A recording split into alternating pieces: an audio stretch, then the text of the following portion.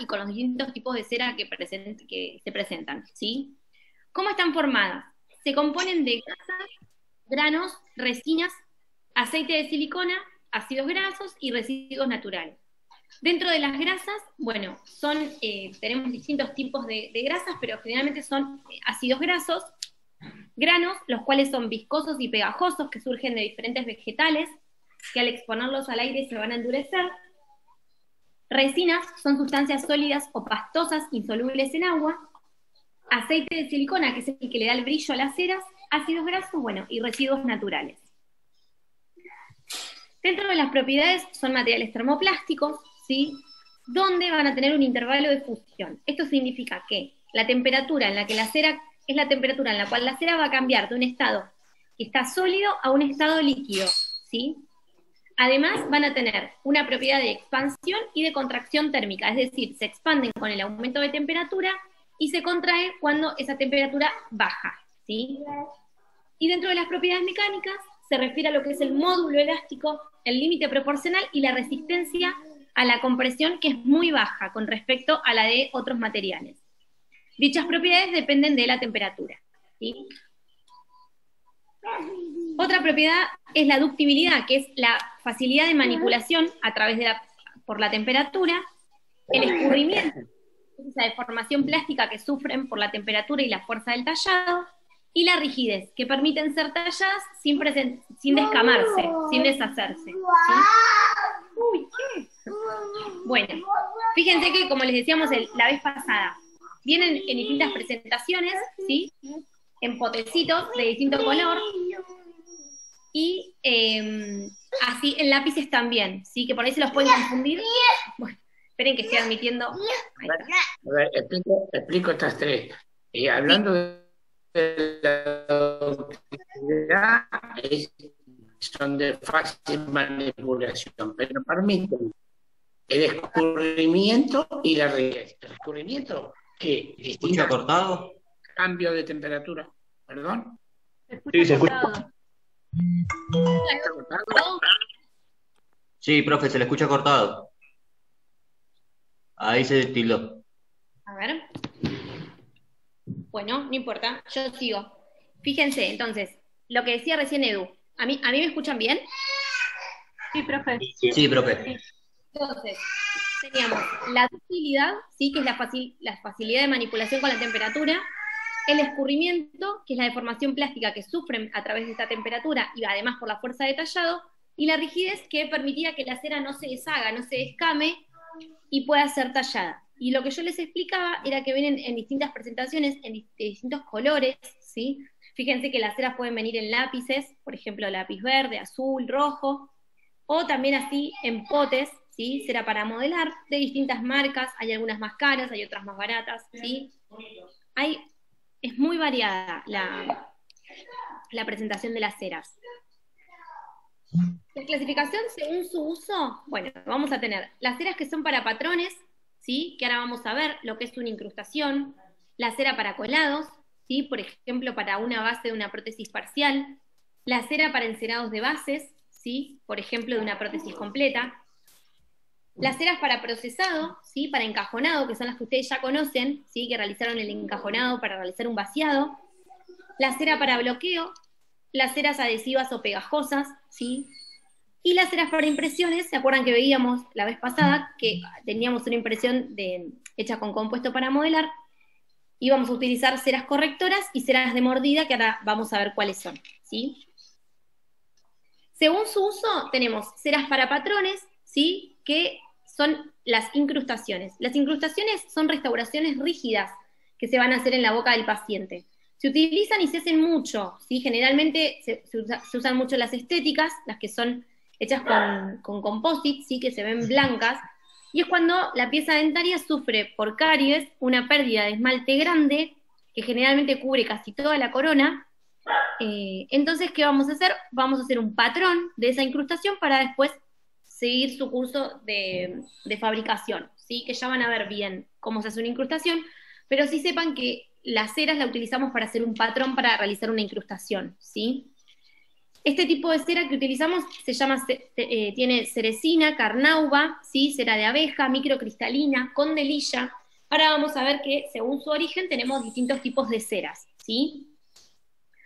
Y en cuanto a lo que es la cera para patrón, vamos a tener, de acuerdo que si es una cera que se utiliza en boca, son de tipo 1, que es dura y no fluye ante la temperatura bucal, y la tipo 2, que es para método indirecto, que es blanda y fluida, ¿sí? Esas son las diferencias. La tipo 1 es dura y es para usar en boca, y la tipo 2 es blanda y fluida y es para un método indirecto, ¿sí? La tipo 1 nosotros no la usaríamos. Exactamente, porque es para usar en boca. Ustedes usan la de tipo 2, ¿sí? Que es más blanda y es más fluida. La tipo 1 sería, por ejemplo, para tomar un perro muñón. ¿Se acuerda que vimos, que lo explicamos más que nada con el Duralay? Bueno, eso mismo que hicimos con el Duralay la semana pasada, se puede hacer también con una espiga, con un testigo, con este tipo de ceras, ¿eh? Tomar la impresión de una pieza endodonciada y se puede hacer un perro muñón con este tipo de ceras, ¿eh? Con el método muy parecido con cuando hicimos el Duraray. ¿Recuerdan? El pernito muñón que hicimos con el Duraray. ¿Se acuerdan que vimos el videíto? El videíto que se mostró, cómo se gastaba, se eliminaban los pesos. Este tipo de ceras se utilizan, por ejemplo, en boca, en forma directa, lo utiliza el odontólogo, para hacer un perno muñón, mejor dicho, el patrón de cera para luego incluirlo, colarlo y hacer un perno muñón. ¿Sí? Correcto. ¿Queda claro? ¿Entendido? Sí. Sí, sí. Bien. Acá tenemos las ceras para patrones, ¿sí? Se presentan en láminas, fíjense, ustedes las compran y vienen así como esta foto de acá abajo, que son ya preformadas, pueden ser con forma o sin forma, y tienen que ser duras, adhesivas, dúctiles, resistentes, evaporables y con poco cambio dimensional térmico, ¿sí? Estas las van a usar, van a ver que ya después cuando hagan una prótesis, una PPR, o tengan que hacer el colado, ¿sí? Para una prótesis parcial, bueno, vamos a utilizar estas ceras para realizar los patrones. Bien. Para base de prótesis completa, fíjense, nosotros las utilizamos para hacer el encerado de prótesis parcial o total con el fin de poder reproducir la encía de la cavidad bucal, ¿sí? Va a representar lo que es la encía, por ejemplo, de una prótesis completa, ¿sí? Vamos a tener, de acuerdo al clima, tipo 1, tipo 2 o tipo 3. Si es un clima frío, vamos a utilizar unas ceras para patrones blandas, ¿sí? Para probar en boca en climas fríos. Tipo 2 es para cuando va a ser una media y es para probar en boca cuando hay climas más templados. Y tipo 3, que ya son duras, ¿sí? Van a ser para probar en boca cuando hay climas más tropicales, ¿sí? Se utilizan de acuerdo al clima, tipo 1, tipo 2 o tipo 3. Las ceras blandas, las ceras de una dureza mediana, y tipo 3 cuando ya son duras, ¿sí? Para patrones, con el fin de poder reproducir la encía, por ejemplo, en este caso, de una prótesis completa. Podría ser una cera rosa en tipo 3, entonces. Claro, sí. La cera rosa es tipo 3. De todo esto se desprende que son sensibles a los cambios térmicos, ¿eh? Y la temperatura ambiente influye considerablemente, lo que serían las láminas de cera base, hay para invierno y para verano, o clima cálido o templado, o como dice ahí, tropical. Son muy sensibles a la temperatura ambiente. Bueno, las ceras para procesado, ¿sí? Son las que ustedes conocen que realizaron el encajonado, ¿sí? Fíjense, ahí está realizado el encajonado de una impresión para una prótesis completa, y nosotros lo que hacemos es encajonar, ¿sí? También se llaman, la pueden encontrar como encofradora, rodean la impresión, ¿sí? Y al realizar el vaciado deben ser flexibles, son levemente adhesivas, y se logran manipular sin romperse, ¿sí? Ustedes van a colocar el yeso hasta el tope, entonces permite también que haya un zócalo de una altura considerable, ¿sí? Son como dice acá, ustedes la pueden utilizar, mover, modelar y nunca se van a romper, ¿sí? Son flexibles. Son muy maleables, muy muy maleables. maleables. Bien, Esa las, es sí, la utility, ¿no, profe? Es la claro, utility, exacto, es la utility, sí, sí, sí.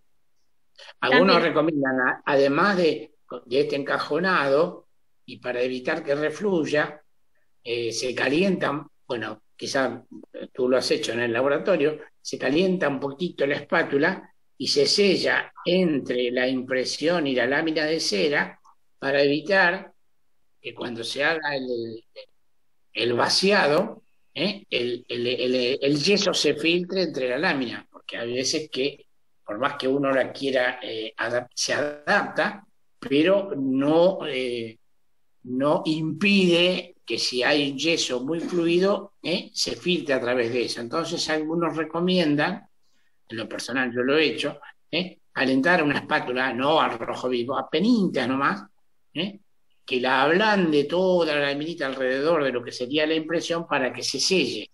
Se enfría y eso impide que el yeso refluya a través de los flancos de la impresión. ¿Mm? ¿Se entiende? Sí, sí. Sí. sí, profe. Sí, sí. Perfecto. Las compran así en láminas, ¿sí? Pueden comprar en cantidad o les pueden vender por unidad, ¿sí? Bien. Las ceras para procesado. Bueno, estas son las famosas ceras para bloqueo, ¿sí?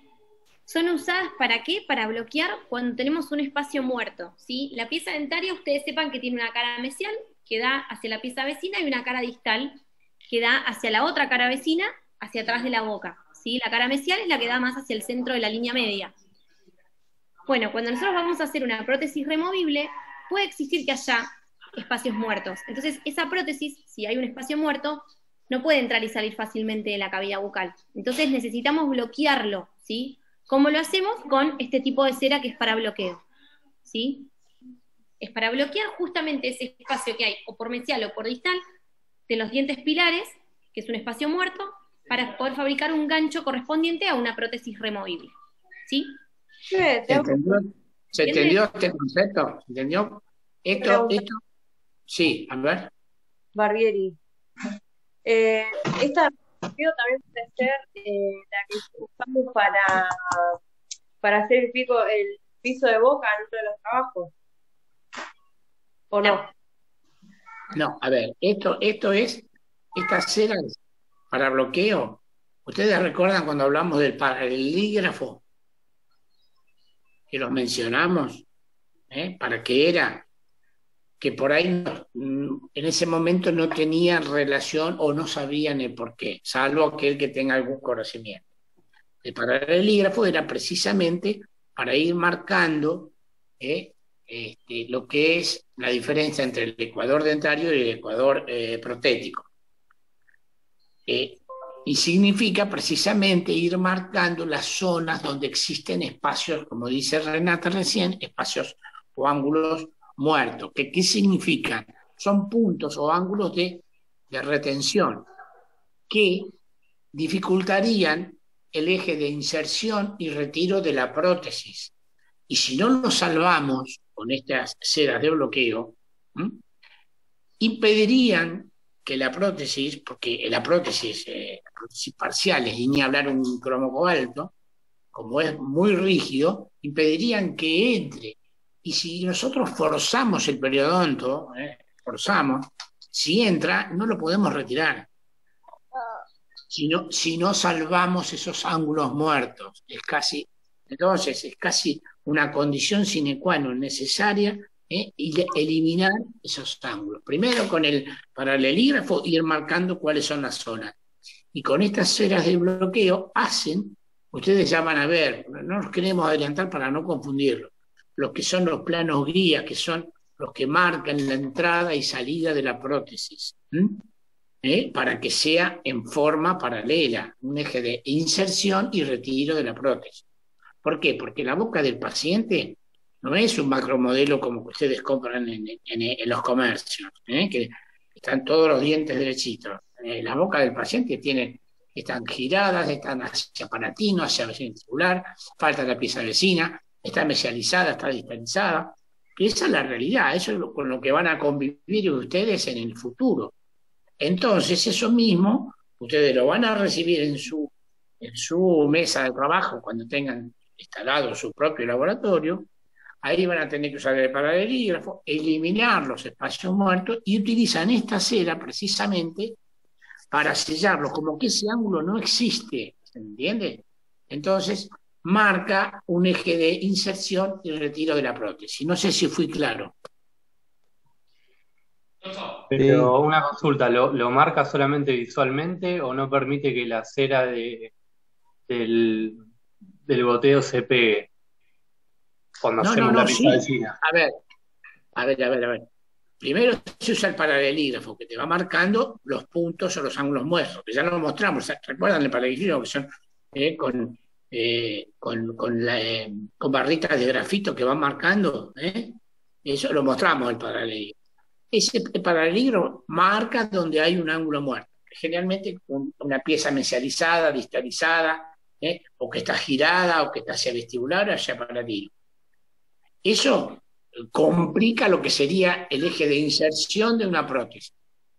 Pero nosotros, con esta cera, ese ángulo muerto, que significaría, que impediría el eje de inserción, hace de cuenta que esa pieza no está girada, esa pieza no está mesializada, y es como si fuera un cilindro paralelo. ¿Por qué? Porque yo le coloco en ese ángulo muerto toda una cera de bloqueo y me permite, de esta manera, que cuando yo confecciono la prótesis, la misma tenga un eje de inserción y retiro de la boca. ¿Se entendió ahora? Sí, con la cera esta se rellenan los ángulos muertos. Exactamente. Con esa cera, Se usa... ese ángulo muerto se rellena. Y después es eliminado, obviamente después se elimina. Eso después, cuando ustedes hacen la prótesis, eso, pero mientras tanto ustedes hacen el diseño con la cera colocada. ¿Esta cera se usa por goteo también? Sí. Ahora van a ver, ven ustedes calientan y van colocando de manera tal de que van sellando todo ese ángulo, y en vez de quedar una pieza mesializada, queda como si fuera, en vez de quedar un ángulo, queda como un rectángulo, como un tubo. ¿Se entiende? Sí. ¿Se entiende? Sí. Bueno, perfecto. Y viene así, por eso decíamos que... Quizás el que más lo entienda, el que tiene el laboratorio, sabe lo que estoy diciendo, pero bueno, pero está bien la aplicación porque para que sea. Perfecto. Bueno, ceras para procesados. Son adhesivas para reparación de prótesis, son pegajosas, ¿sí? Van a tener una mezcla de cera, resina y aditivos, y en estado fundido se adhieren a la superficie a temperatura ambiente. Es firme y es frágil y sirve para unir partes en forma temporal. Es decir, bueno, y acá dice, debe ser de color oscura para poder distinguirla fácilmente entre los materiales, ¿sí? Acá cuando tenemos, por ejemplo, una prótesis que se fracturó, necesitamos repararla, vamos a utilizar este tipo de cera, ¿sí? Son pegajosas y en estado fundido se adhieren muy bien a la superficie, ¿sí? Sirve para unir dos partes de una prótesis para repararla en forma temporal, ¿sí? Ceras para impresiones. Este tipo de ceras las vimos, ¿se acuerdan el miércoles pasado? ¿Para modelar?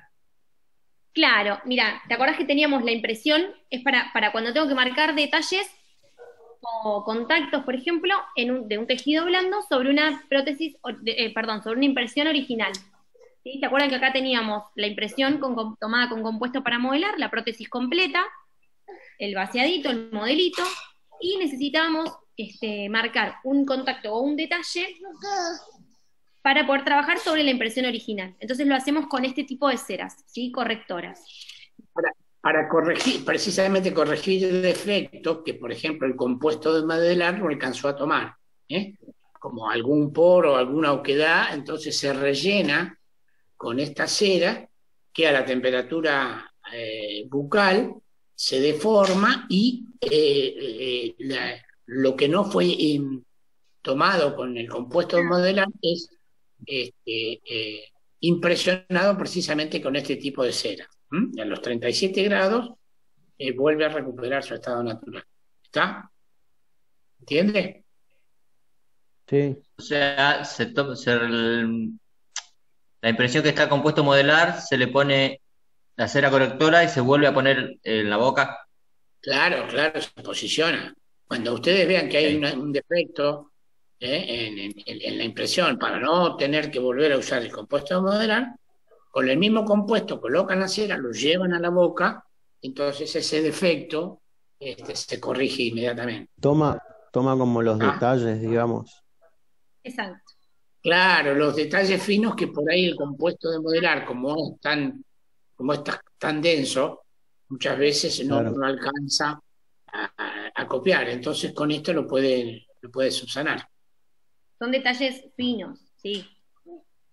Exacto. Bueno, las ceras para impresiones. Estas también las vimos la semana pasada. Teníamos las ceras que se llaman para registro de mordida, ¿sí? Nosotros tenemos, por ejemplo, un modelo y queremos que se interdente las piezas dentarias, entonces vamos a interponer este tipo de cera. Son utilizados para las arcadas compuestas, ¿sí? Para chequear, evaluar el contacto de las piezas dentarias superiores e inferiores, el antagonista, ¿sí? Registros de relación céntrica, ya van a ver lo que es la relación céntrica, y registros de Se está por lateralidades. cortar, ¿eh?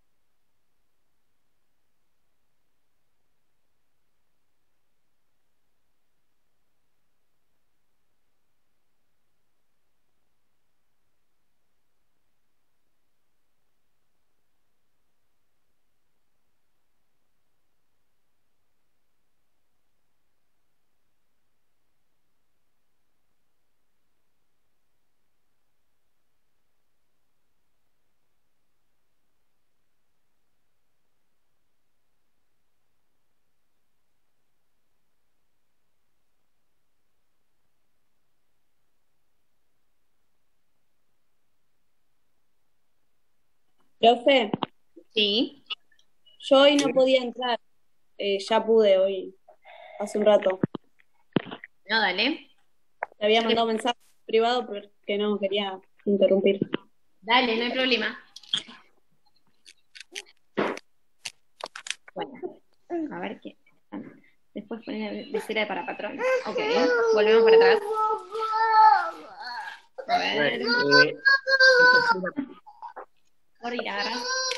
Mira, vamos a volver un cachito atrás, la cera para registro. Volvé, a ver.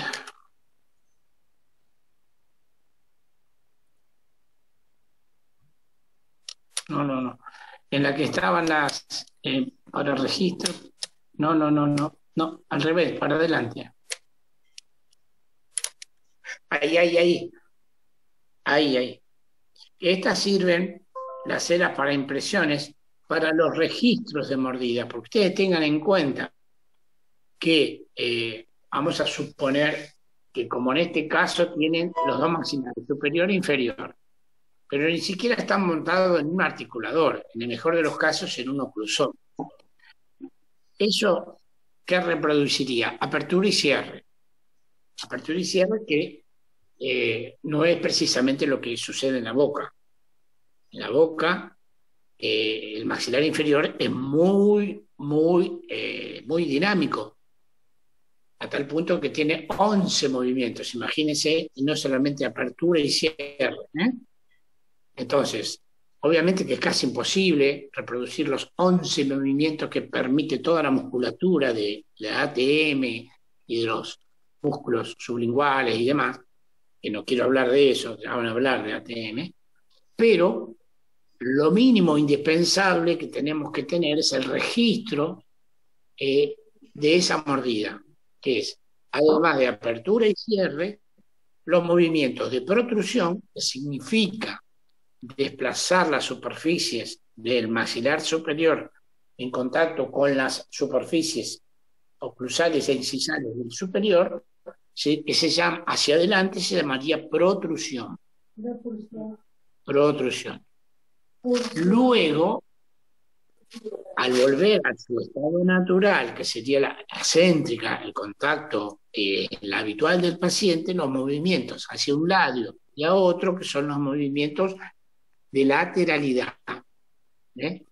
Son de trabajo y de no trabajo. No quiero complicarlo más con más conceptos porque lo voy a marear, pero sí que sepan que estas ceras sirven precisamente para registrar esos movimientos de la céntrica, que se llama cuando están las piezas en íntimo contacto, las superficies oclusales, cuando van hacia adelante, que es la propulsión, la retropulsión hacia adelante y hacia atrás, y los movimientos de lateralidad, que es lo mínimo indispensable.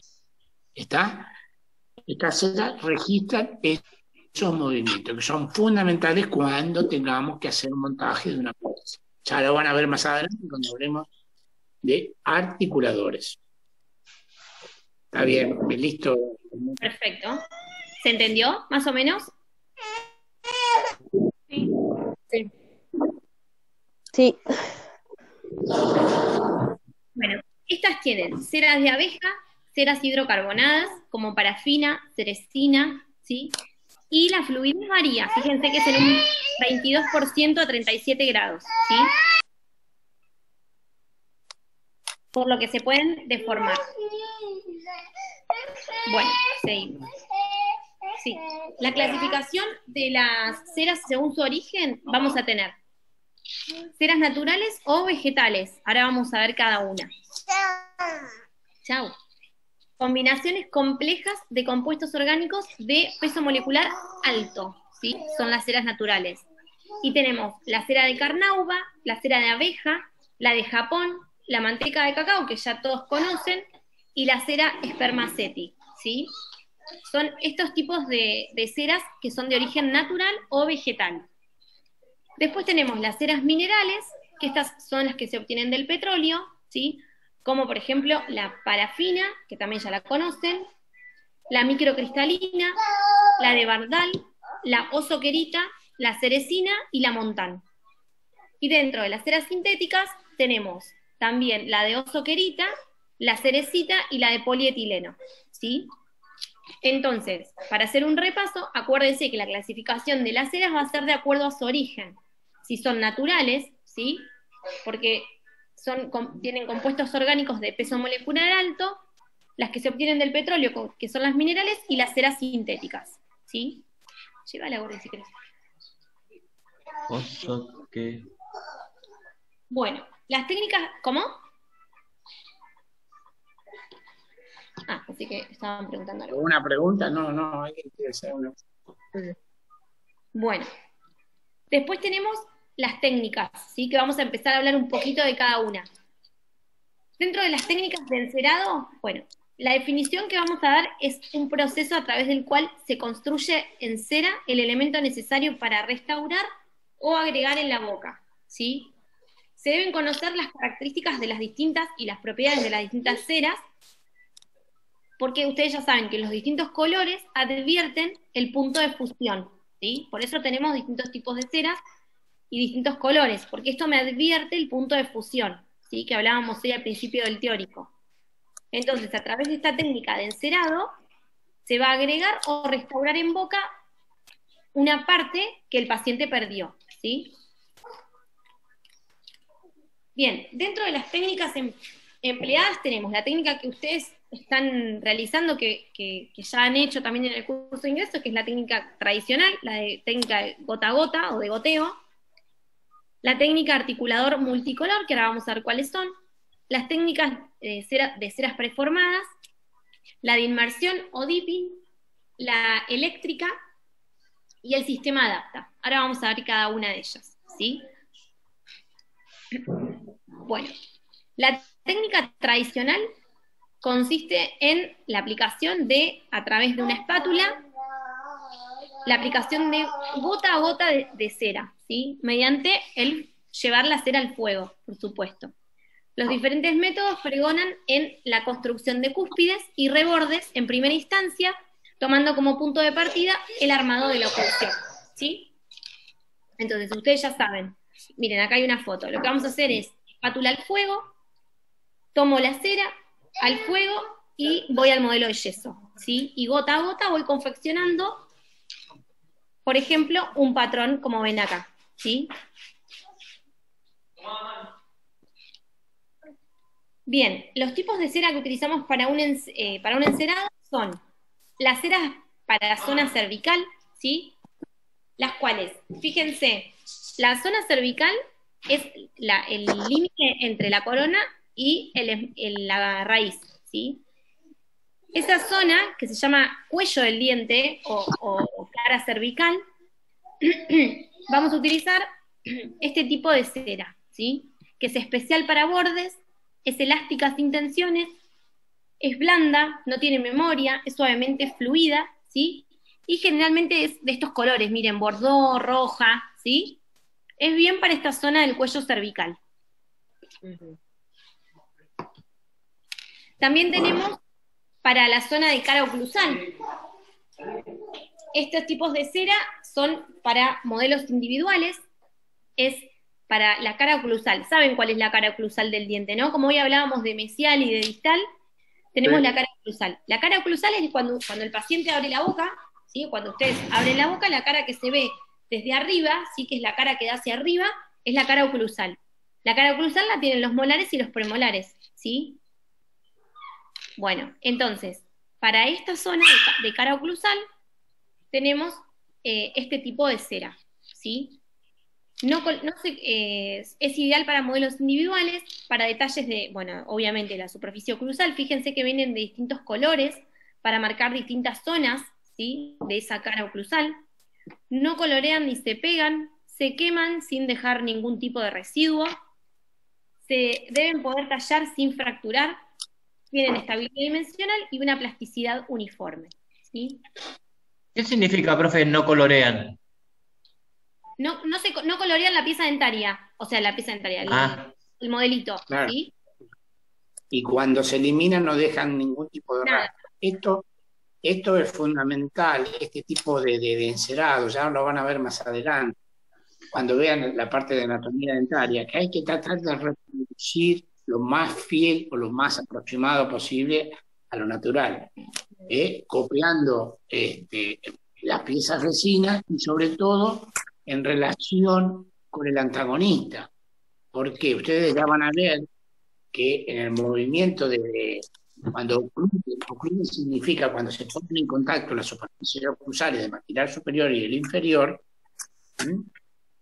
no es solamente un movimiento de apertura y de cierre. Ustedes van a ver cómo el maxilar se va desplazando hacia un lado y hacia otro, precisamente porque cada cúspide que ustedes ven que las cúspides no es una estructura estrictamente geométrica, tiene distintas vertientes, tiene goteras, tiene surcos de escape, que ya lo van a ver, no quiero complicarlo mucho con este concepto, pero sí que lo vayan teniendo en cuenta porque es lo que hay que tratar de reproducir cuando hacen el encerado. Porque es lo que permite... ¿Cómo? Mañana vamos a hacer un encerado de un canino. Bueno, en el canino es más simple, pero también es importante, porque en el canino tiene mucha importancia lo que se llama la desoclusión canina, la disclusión canina, que también es importante tratar de reconstruirla bien porque es en una boca normal, sin patología, es donde se hace el movimiento de apertura y cierre de la mandíbula a través de la trayectoria canina. Y ni hablar en los molares, fíjense la cantidad de puntos y de facetas que tiene una cúspide. Bueno, todo eso ustedes, está bien, van a tardar 3 años en hacerlo, no es tan simple ni tan fácil. Pero para que vayan sabiendo que no es solamente hacer una estructura geométrica de una pirámide, no. Todo responde a cómo está el antagonista, el espacio que tiene el antagonista. Y si no, porque ni bien erupcionan, las cúpulas están sanitas, pero cuando se ponen en contacto a través de los años, se van gastando, van apareciendo facetas. Bueno, todo eso hay que reconstruirlo después en la boca del paciente en forma funcional. Yo me adelanté un poco, pero no sé si fui claro con lo que dije. ¿Se entendió? Sí, profe. No solamente de apertura y cierre, sino de lateralidad. En el momento masticatorio es impresionante la cantidad de músculos que se ponen en juego, ¿eh? Entonces todo eso se hace a través de las cúspides, que no es solamente una estructura geométrica, ¿eh? Bueno, perdón por irme un poquitito, pero... No, está sí. bien, profe. Lo estamos viendo también en anatomía. Claro. Bueno, perfecto. Bueno, entonces me entienden lo que estoy diciendo, me entienden. Bueno, sí, vale. Encima Marito les debe explicar, ¿no? Todo. Sí, mejor. Bueno, pero es un aporte. Sí, obvio. No tan claro como Marito, pero bueno, ustedes me entienden. Bien, profe, todo bien. Bueno, perfecto. Bueno, esta es la técnica multicolor. ¿Sí? Con esta técnica lo que se va a considerar van a ser los movimientos oclusales masticatorios, ¿sí? Y los espacios libres. Entonces, se va a marcar con diferentes colores, fíjense, de acuerdo al movimiento oclusal, según códigos ya internacionales, ¿sí? Por ejemplo, cuando hay una laterotrusión, lo vamos a marcar con color azul. Cuando hay una mediotrusión, con color verde. Si hay una protrusión, con color negro. Y si hay una lateroprotrusión, con amarillo, ¿sí? Fíjense, son, de acuerdo al movimiento oclusal, masticatorio y el espacio libre, lo vamos a marcar con un color determinado, ¿sí? Ya internacional, es un código internacional, ¿sí? Bien, acá tenemos. Esto es de mucha importancia cuando hay una técnica que se llama encerado, y son escuelas incluso más que técnica, que se llama encerado diagnóstico, Claro. Que se hace un encerado en base al espacio y a la funcionalidad que tiene esa boca. Entonces la vamos encerando con los distintos colores de acuerdo a la funcionalidad de una determinada boca de un paciente, con distintos colores y distintas formas de las cúspides, los rebordes, escape, los surcos y demás, con distintos colores, como decía Renata recién. Sí, por eso se llama multicolor. Profe, ¿el color negro para qué era? El color negro para protrusión. Para protrusión, sí. Ahí volví a eso. Ahí está. Sí. Bueno, ahí está. Bien.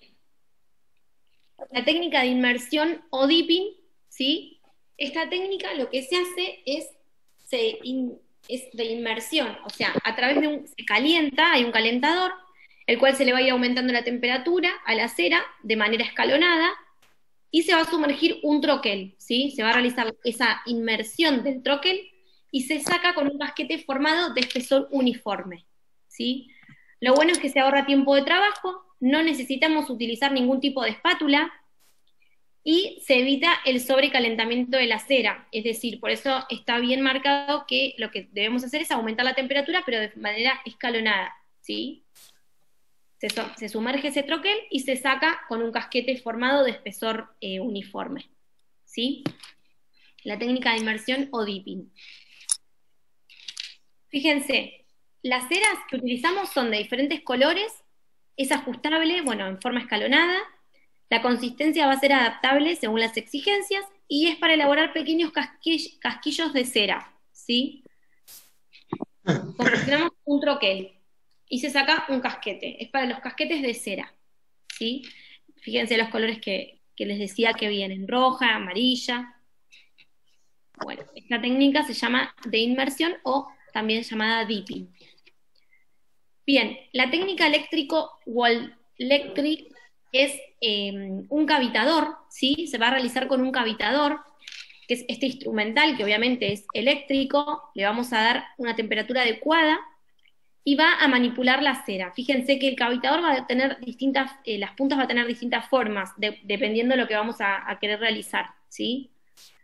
Obviamente que es una técnica más moderna, ¿sí? Sale caro. De esta manera no usamos el mechero, lo dejamos a un lado a nuestro amigo el mechero, que ya van a ver que lo van a usar para todo. Profe, Bueno, sí, no, quería consultarle para ver si el cavitador o sea, cómo funciona, le transmite la temperatura a la punta de la herramienta. Claro, claro, a la punta del cavitador. exacto.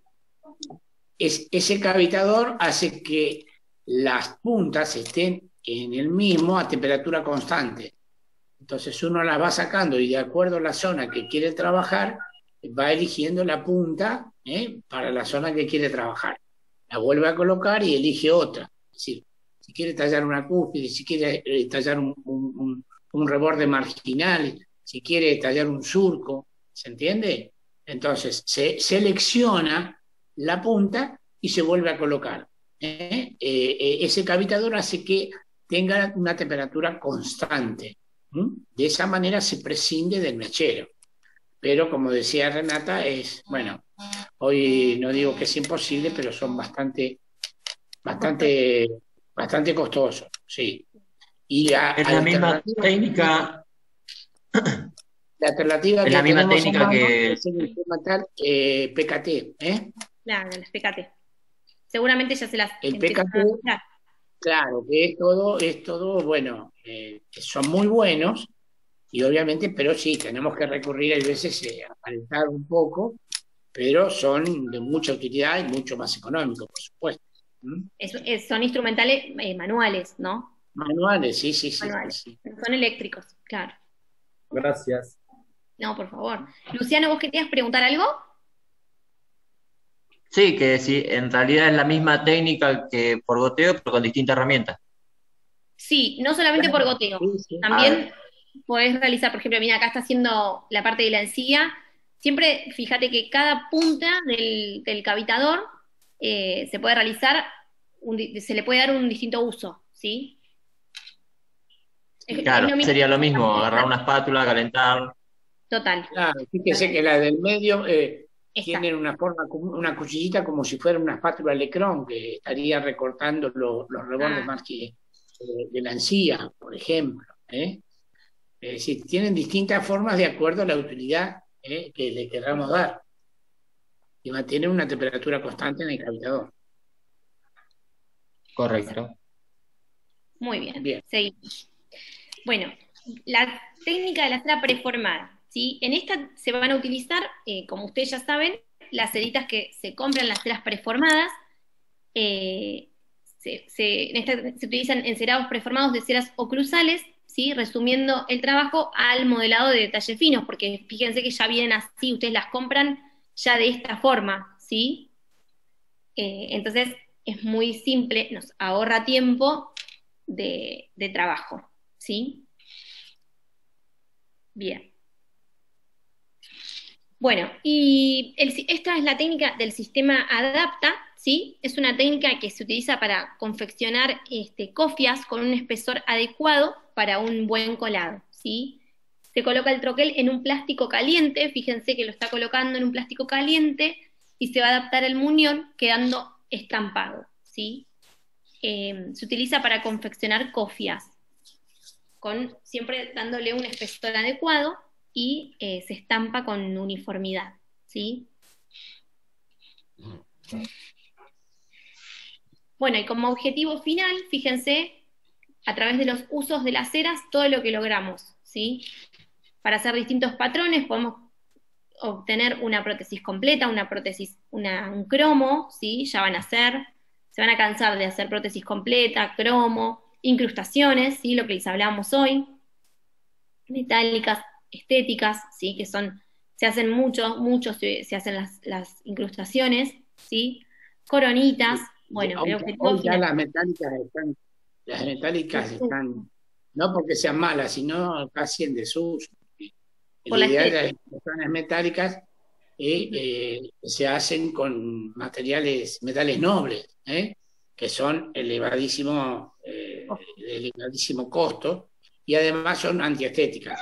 No porque sean malas, pero bueno, son antiestéticas y muy, muy caras. Pero lo importante es que sepan la diferencia entre lo que es una incrustación rígida, que es una restauración rígida, que es la incrustación, y una restauración plástica. Entran en un bloque en el interior de la boca.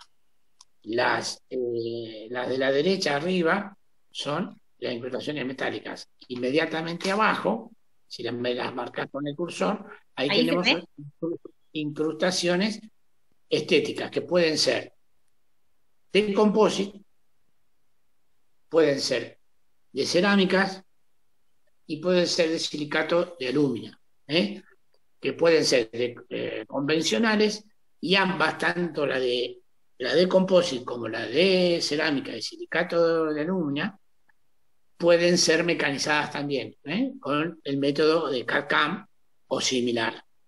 En el orden que se las dijo Edu, es los valores que se las cobran. Desde las más baratas a las más caras. Sí, sí. Hay hasta un composite, que no me puedo acordar el nombre, creo que es de Gusa, que vienen como un cubito con un manguito que también se desgasta, así como si fuera el CAD/CAM, ¿viste? Como los pellets. Bueno, y lo que tiene de bueno eso, que no tiene cambios dimensionales, porque ya la contracción ya la produjo, entonces se procesa con un ordenador, con un escáner, y se mecaniza y es fantástico, que es tan cara como una porcelana. No me puedo acordar el nombre, ya lo voy a averiguar. Seguro que Nina lo sabía. Y seguramente. Y acá les quiero mostrar en el medio arriba, fíjense que hay una prótesis parcial de cromo. Acá. Si ustedes supónganse que si acá no utilizamos el paralelígrafo y no eliminamos con esa cera para bloqueo los ángulos muertos, sería imposible la inserción y el retiro de esa prótesis, porque además tiene conectores, tiene puntos de apoyo, tiene retenedores, conectores que conectan las distintas partes de la prótesis. Entonces, si no eliminamos esos ángulos muertos, sería casi imposible la instalación y el retiro de esa prótesis. ¿Por qué? Porque es un bloque rígido. Quizás las parciales de acrílico, bueno, ustedes recurren a las piedritas montadas en un tornito colgante, le hacen un retococito y la calzan, pero las de cromo es imposible. Entonces, fíjense la importancia que ahí reviste la cera pegajosa esa, la cera de bloqueo, perdón, sí, para eliminar esos ángulos muertos.